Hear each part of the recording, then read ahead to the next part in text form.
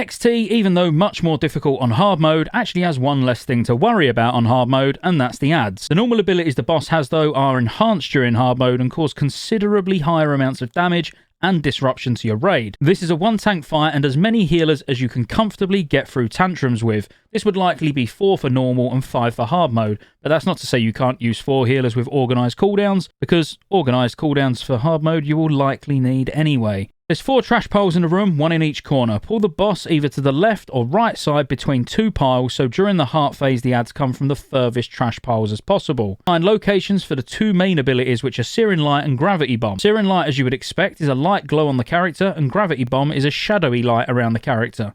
Typically, both of these are handled by having Searing Light go to the right leg of the boss while all melee are on the left leg, and Gravity Bomb, you just want to turn and get out of the raid as quickly as possible, but without running too far that you get out of range of the healers, as the range of Gravity Bomb is actually very small, only being 12 yards. Searing Light deals damage to the player it's on and everyone around them, so it's important that they get away from everyone else extremely fast as well, and preferably to the designated location that it should be dropped. The reason this ability needs a designated location is because when it expires on hard mode, it spawns a small spark ad, which will continue to do AoE around it. So taking it to the right leg makes sense, as all melee can focus it down fast, and it's easy for ranged DPS also to see and switch to. Gravity Bomb on normal mode will do an explosion after 9 seconds, dealing heavy damage, and it also pulls all allies within 12 yards into the player when it goes off. This is why you want to get out of it, but not go too far, as 12 yards really isn't that far. Abilities like Cloak from a Rogue can remove these completely, remember, so use your cooldowns. On hard mode, the Gravity Bomb also leaves a void zone behind, so a second before the explosion, you will want to start running so the void zone's left behind you as you're moving. That way you can completely avoid a tick of it. Using a personal cooldown on the explosions is going to be needed if you're lacking on the health pool side, because it does hit incredibly hard on hard mode. Having maximum HP buffs like Commanding Shout and even an Imp from a Warlock are definitely advised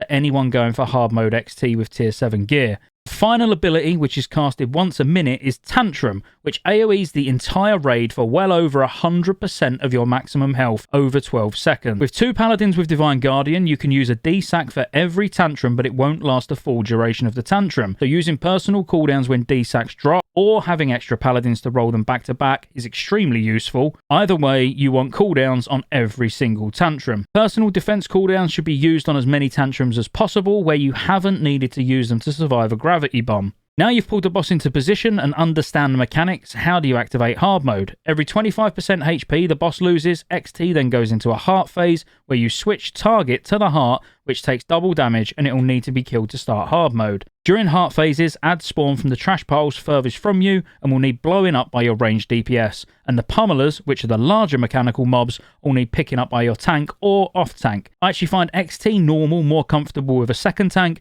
and hard mode just to have 1 tank. Assuming you have enough DPS but you aren't trying to activate hard mode and just get the heart low, you pretty much go from heart phase to heart phase without ever seeing a tantrum. If you do go hard mode though, strap yourself in and deal with all the mechanics mentioned and you'll get the kill. This is definitely a more gear dependent fight, so if you feel you're banging your head against a wall attempting this on hard mode, maybe just move on. Thanks for watching. If you enjoyed the video, like and subscribe. If you want to see full written guides of any of these bosses, check out the link in the description to Warcraft Tavern. They've got every single boss on 10 and 25 man up on their site now. See you on the next one.